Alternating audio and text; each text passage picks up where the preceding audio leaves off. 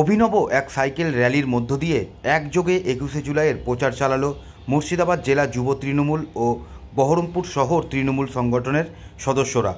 শুক্রবার বিকেল 4:30 নাগাদ মুর্শিদাবাদ জেলা পরিষদের হিজল থেকে মোহনা বাসস্ট্যান্ড সমবায়িকা মোড় হয়ে লালদিঘি রবীন্দ্র সদন মোড়, মোহন মোড় থেকে টেক্সটাইল কলেজ মোড়ে এসে ওই মিছিল শেষ হয়। মুর্শিদাবাদ জেলা যুব তৃণমূলের সভাপতি বিশ্বদেব কর্মকার বলেন, ২১শে জুলাইয়ের শহীদ স্মরণ সভামঞ্চ থেকে মমতা বন্দ্যোপাধ্যায় কী বার্তা দিচ্ছেন তা জানতে উদগ্রীব হয়ে রয়েছে হাজার হাজার ছাত্র যুবরা।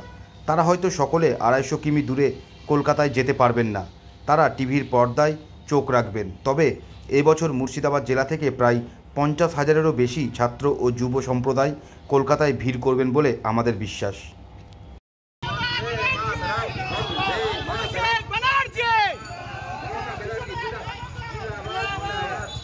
কংগ্রেসের পক্ষ থেকে একটা অভিনব র্যালি করেছি, ব্লক সভাপতি, টাউন সভাপতি, যুবর এবং এই মেনলি বহরমপুর বিধানসভা যুব তৃণমূলের পক্ষ থেকে আমরা এই সাইকেল র্যালি করেছি সহযোগিতায় জেলা তৃণমূল যুব কংগ্রেস।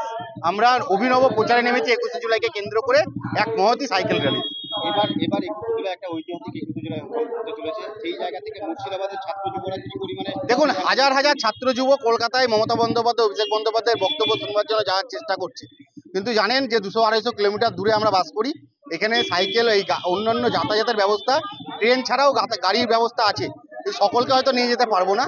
আমরা মমতা বন্দ্যোপাধ্যায়, অভিষেক বন্দ্যোপাধ্যায়ের বক্তব্য টিভিতে, ফেসবুক, সোশ্যাল মিডিয়ায় প্রত্যেকটা মানুষ শুনবে, এটাই আমরা বিশ্বাস করি। কত সংখ্যক তার টার্গেট রয়েছে? দেখুন, ৫০,০০০ যুব কলকাতার রাজপথে এবছর ২১শে জুলাইকে কেন্দ্র করে কলকাতার রাজপথে জমায়েত হবে। আপনাদের কোথা থেকে কোথায় যাবেন? আজকে আমাদের এই হিজল জেলা পরিষদের যে মাঠ, সেখান থেকে শুরু হচ্ছে।